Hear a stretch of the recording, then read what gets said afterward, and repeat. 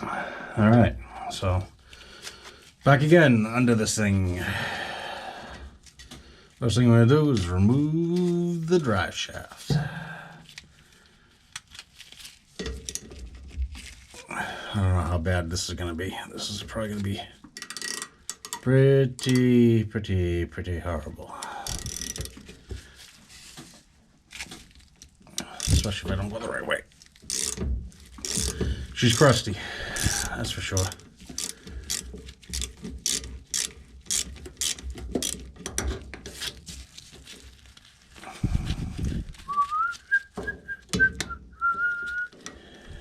We gotta spin it.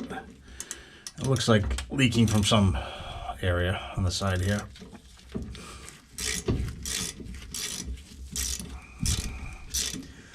Got to redo all these brake lines too. We have, a little dry cracking jacket action, so that'll be going. And a couple of the bubblegum welds I see under here that need to be addressed. Put that down in the bolt pile. Gotta use all new hardware. Ordered a nice die grinder today. So I'll be using that, clean up all the seal areas and so on and so forth. Let's see if I can spin this without using something.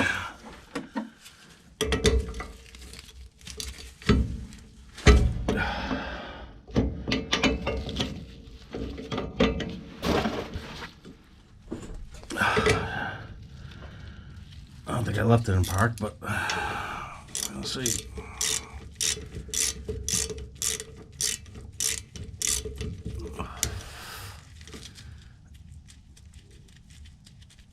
I'll probably be able to grab this other one too.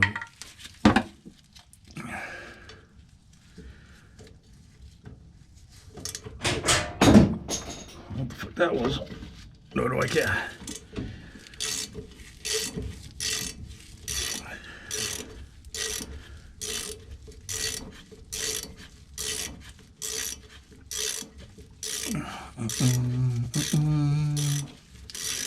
I'll end up changing the U-joints on this as well.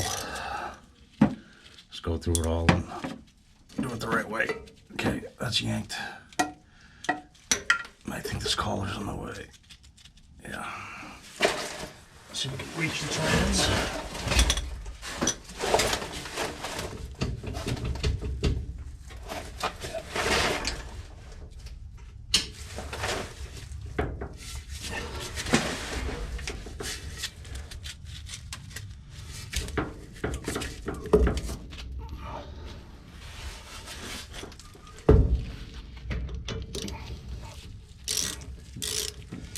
She was a little loose. Making life easy for myself. Not that loose.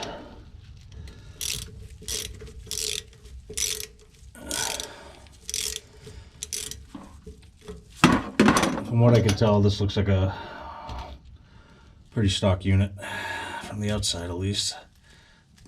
This truck hasn't seen more than a mile in the past 15 years, and just the amount of garbage and buildup.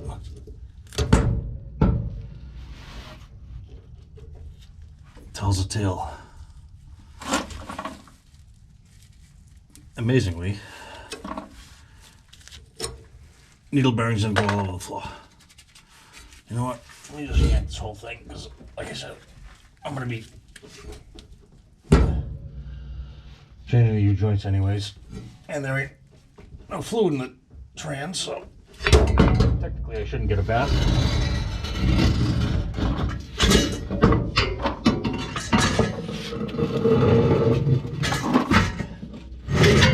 Right out the back. Okay, so we're good. I put the cap back in the end of the tranny, which is luckily right there.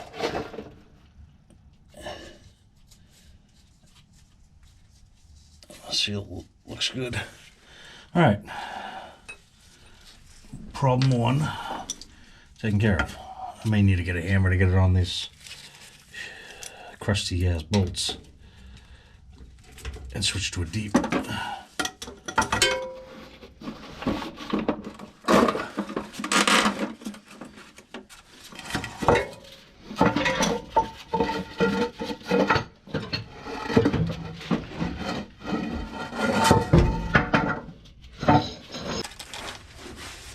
I don't think it's a club to help me.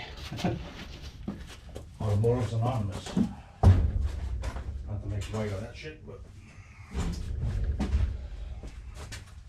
there we go. I'll attack it from the west side. And hopefully it doesn't slam, which it probably will slam now that I said that. That's how it's supposed to come off. Okay, now I might be able to get a bite on these washers. Those things really get sent. Definitely sure it was to torque specifications. Fucking things were destroyed. Okay.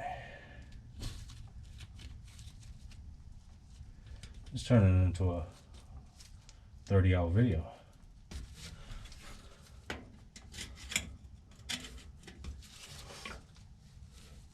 That's why I'm glad I don't do this for a living. You know, the shit that must be caked up. I guess, you know, it's not so much of a battle if you have the right equipment to help you facilitate a swap out. Like a lift, lights, your toolbox. Main goal with this is to get it rolling again. Then I can go get my snap-on box and throw it in the back of this garage.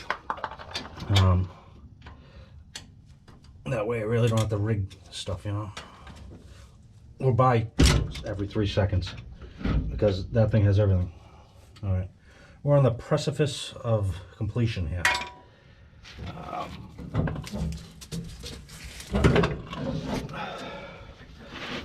Time to test my upper body strength. I'll see how weak I am. Yeah, that should break my arm. Where's that?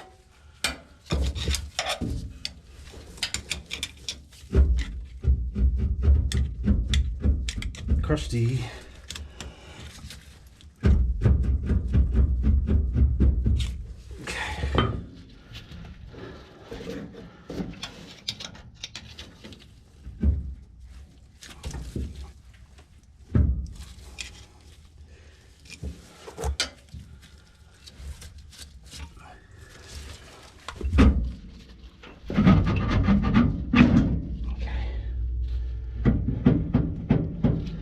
It's got gears, beautiful. Let's see if I can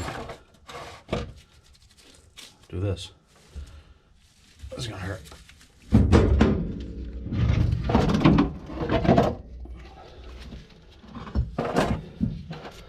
Surprisingly, no one died. So, all right, sorry to leave you hanging in the lurch there. So, got the third member out. And as I suspected, it's just a cast unit. Found some identification markings here, the diameter of the gear, or whatever part number it is. Whatever, that's what it comes down to. This is a C7AWE. A lot of people do like this case. It's fairly strong. There was some crap that came out of the yoke bearing, and it seems it has been in there. The bearings are new, and it looks like someone put a slit in there. A slit or a start of a crack, I don't know, nor do I give a shit. It's getting swapped out for a new unit, so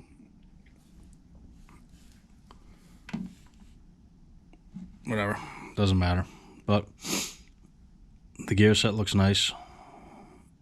It'll never get used, so it is what it is. This is one thing that I've been lurking around I wanted to get done. And so now it's just basically cleanup of the housing, the frame rails back there, a little paint, clean it up, and put her in. Other couple things here. Got a new master cylinder in. Don't know if I told that to you guys already. Proportioning valve. Went with this undermount for that. The fenders get bolted here, and they come in at a weird angle. So the inner fender. This is all going to get tucked up, bent, rebent, and out of the way. I just basically put some temporary lines in there, kind of like the bend it yourself lines, so I could get brakes to this thing. But that's it. Rear brakes are in the house. The rotors are assembled because they are a two-piece like these, Willwood, and that's all that's really holding me up. I got to figure out something to do with the wastegate. I got to do these lines over too. These aren't the lines that are staying. I just kind of ran around so I wouldn't forget where they go. That's it. After that, the only thing that this thing needs is a shifter. Believe it or not, that's it. Still don't know what shifter I'm going to go for yet, but I'll figure it out. So after that, glass and throw this thing on the road. Shifter, glass, and throw some plates on it. Test her out. Give her some road miles, not beating the death out of her, just seeing how she holds up. Take it to work, a few days a week. So either way, hope you like the update. I'm going to go bury this thing somewhere where it'll never be seen again, and we'll take it from there. So thanks for watching, guys, and I'll see you soon.